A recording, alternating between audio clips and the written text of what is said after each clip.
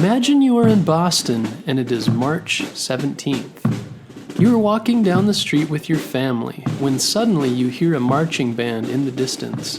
It sounds loud and fun with fiddles and pipes and drums. What is that noise? It is getting closer and closer, and you stand by and watch as around the corner come hundreds of people dressed in green. They are laughing and playing music. Some are wearing red wigs and fake beards. What's going on, you ask your parents. Why, it's St. Patrick's Day, of course, they reply. St. Patrick's Day is a special day that is celebrated around the world each year on March 17th to celebrate Irish culture and history. It is also a date meant to remember the death of St. Patrick, the patron saint of Ireland. St. Patrick's Day has become a large celebration around the world of Irish culture and pride, with parades, special foods, dancing, music, and people wearing all things green. But what is the history of St. Patrick's Day, and why do we celebrate it?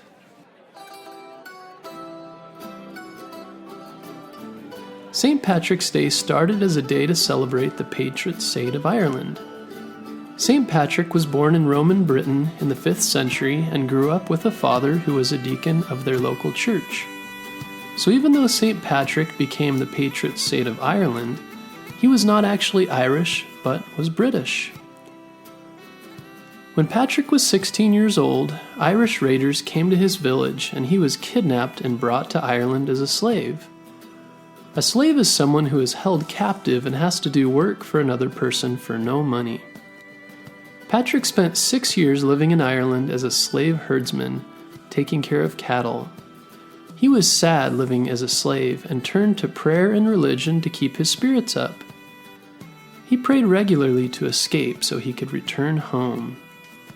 One night when he was 24, Patrick snuck away from his master and got onto a ship and headed back to Britain. It was a difficult journey and Patrick didn't have anything to eat on the way, so he nearly starved to death. However, Patrick made it successfully to the other side of the sea to his own country of Britain. Patrick lived in Britain for a short while again, but one day while reading about the Irish people, he felt called to return to Ireland and teach them about his religion, Christianity. Although he had doubts about whether it was a good idea, he decided to return to Ireland, this time as a free man. Patrick returned to Ireland and traveled broadly throughout the country, teaching people everywhere he went about his religion. It was a dangerous time to be traveling alone as a foreigner and trying to convert people. To convert means to change people's thinking so they believe the same thing as you. However, Patrick had great faith in his mission and carried on, despite being arrested, put in chains, and threatened with death. As Patrick traveled around Ireland and became more well-known, myths and legends started to grow about him. One of these legends was that Patrick scared all of the snakes in Ireland out of the country and into the sea where they died. Some people believed that Patrick was also able to bring people back from the dead, and that he was able to create food out of thin air.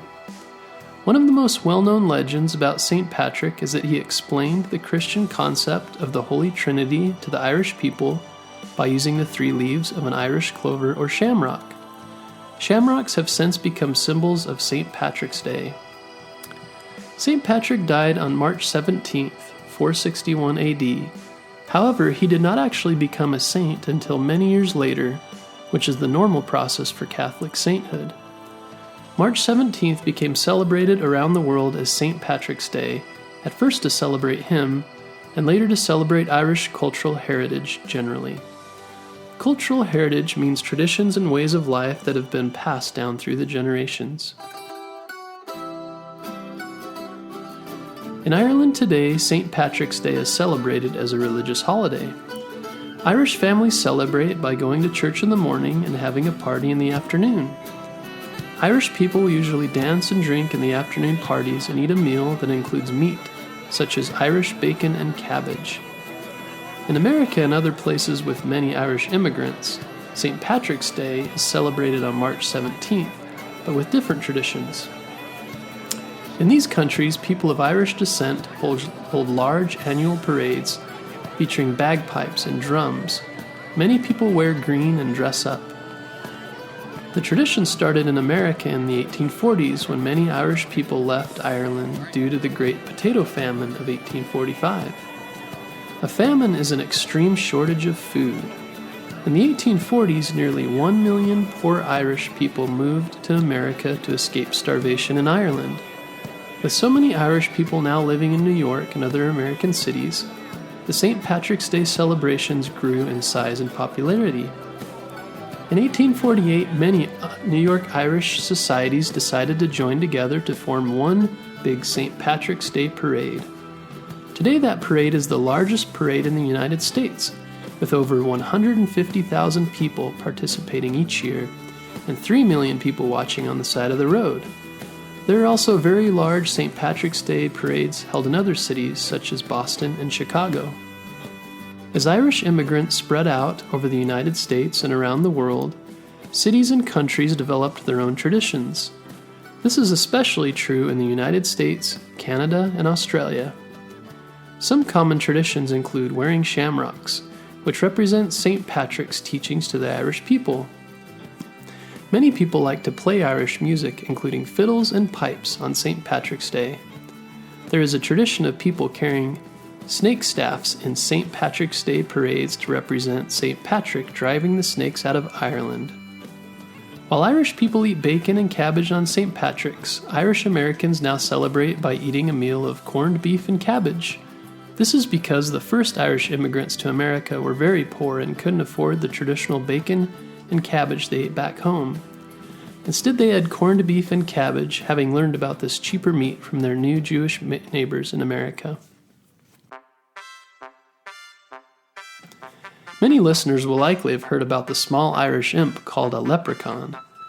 Leprechauns come from the old Celtic belief in fairies, which were tiny magical men and women. In old Celtic fairy tales, leprechauns were cranky little people that were responsible for mending the shoes of other fairies. Leprechauns were also believed to be hiding gold and would use trickery to protect their hiding places. Today, many people like to dress up as leprechauns on St. Patrick's Day. One tradition many children are familiar with is the practice of pinching people on St. Patrick's Day if they are not wearing green. Because green came to be seen as a color of Irish pride amongst Irish people in America, pinching those who are not wearing green stated as a gentle way of reprimanding those who are not showing Irish pride. However, nowadays, kids do this mostly just for fun, so don't forget to wear something green on March 17th. Have you ever seen and participated in St. Patrick's Day celebrations? What are some of the ways that your family celebrates their cultural heritage? If you leave a comment or message on the Bedtime History Facebook or Instagram pages, we'd love to hear more about your family and cultural celebrations. And for those who celebrate, happy St. Patrick's Day.